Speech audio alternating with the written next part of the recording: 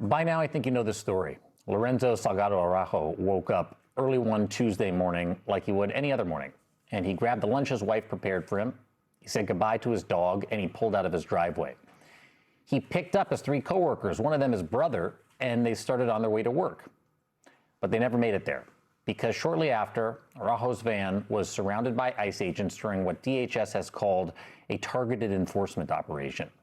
Araujo was shot, and he was killed. He was 52 years old. Johann Sebastian Duran Guerrero was trying to leave his home early one morning for another day of work to support his wife and daughter. Soon after that, Duran Guerrero found himself encircled by ICE agents. Witnesses say the agents surrounded his cars with guns drawn. At least one agent opened fire, and Duran Guerrero was shot, and he was killed. He was 25. Lorenzo Salgado Araujo and Johann Sebastian Duran Guerrero were killed within 1 week of each other. And incidents like these are not new at all, but they have become more frequent. In 2024, The Trace, Business Insider, and Type Investigations released a major report about shootings by ICE officials. They found 23 fatal shootings between 2015 and 2021. That is a span of 6 years. Lorenzo and Johann are now 2 of 11 people who have been killed by ICE agents since Donald Trump returned to office, half the total number of deaths from 2015 to 2021 in about 1/6 of the amount of time. And they are not even the only ones. A 45-year-old Venezuelan man died earlier this month in ICE custody while being transferred between detention facilities in Georgia. ICE says the suspected cause of death was cardiac arrest, but there's still no official report to confirm. There was a 28-year-old Mexican man who was struck and killed by a tractor trailer in Florida after running from federal immigration officers. And you know what he was doing? Visiting the United States on a tourist visa. According to Human Rights Watch, an additional 52 people have died in ICE custody this year. That is a total of 65 people who have lost their lives at the hands of the United States immigration system. So today, in remembrance of Johann, Lorenzo, and all of those lives cut short, there are hundreds of vigils that are taking place across the country. They are being organized as a national day of mourning and protests, too, honoring the lives that have been lost, but also to demand accountability and an end to policies that continue to put lives at risk. Because it isn't just about remembering how they died. It's about, of course, recognizing how they lived and making sure that their names are the last ones that are added to that list. Joining me now is Erica Andiola, political director at the National Day Laborer Organizing Network, which is one of the organizers of today's action. Erica, thank you so much for being here. Hi, thank you so much for having me. I'm happy to see you. We've heard now too many stories of people whose lives were cut short by ICE shootings. And as someone who has been in this fight for so many years, sharing your own personal story, how do you process these individual stories? What do you think people are missing when they only see the deaths and the statistics instead of, you know, the obvious thing, that these are real people with real families and real lives?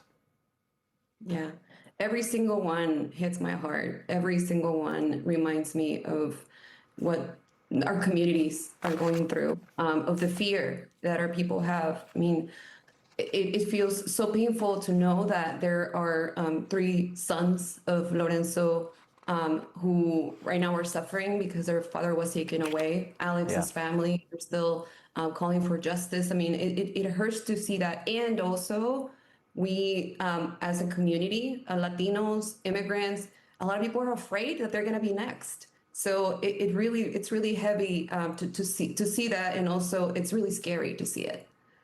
I mentioned earlier the number of people killed, you know, as a result of ICE intervention, Border Patrol, this whole mass deportation campaign.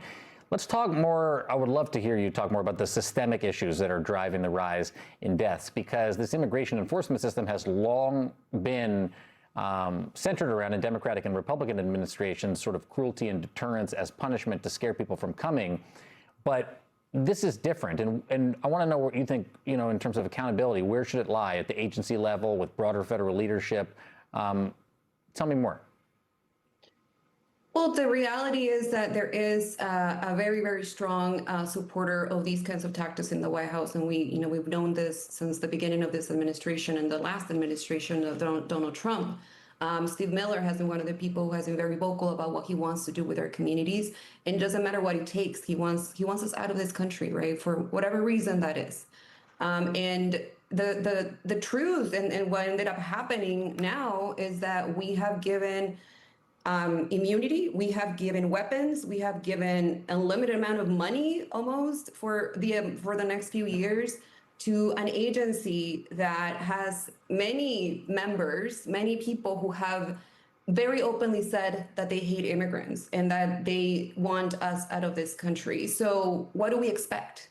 What did we expect was going to happen to our people when you have those kinds of agents going around our communities, willing to kill any person they believe is undocumented, and not only that, any American citizen who is going to stand in their way. Yeah. And so to us, these vigils are about calling for accountability and also to end this violence, because at the end of the day, we cannot be living in a country where we're afraid of our own government. I want to talk more about the vigils, which is a form of protest in and of itself.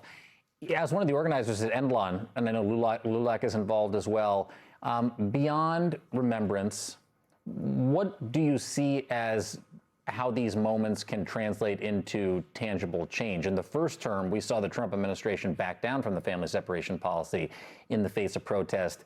We will see it, for moments where he backs off of policies, but then they just bring him right back days later. What do you think can happen as a result of these vigils and protests? Well, the reality is that more and more people in our communities are seeing the reality of what's going on in this moment. They are seeing their neighbors being taken away. They're seeing their neighbors also being killed, their family members. I know a lot of people, even people who voted for Trump, now are seeing the reality of what's going on in this moment. And this is an opportunity.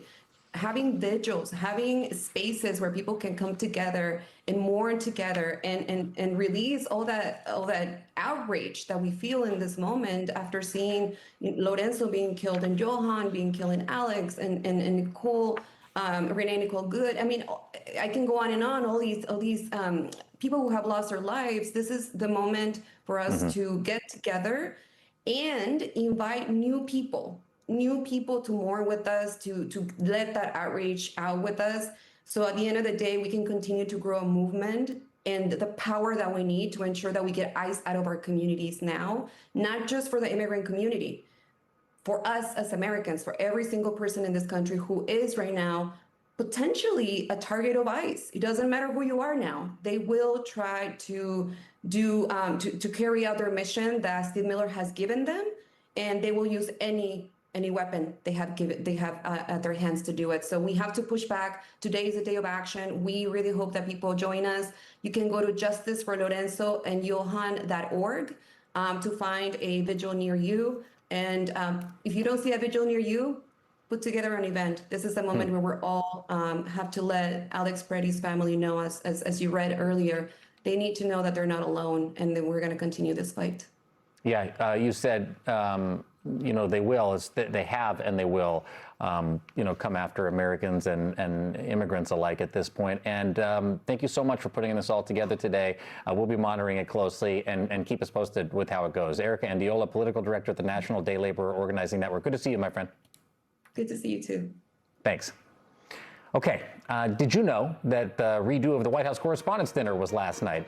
I forgive you if you might have missed it, but you should know that at that event, there was a group of Wall Street Journal journalists who were rewarded for their coverage of President Trump's relationship to Jeffrey Epstein.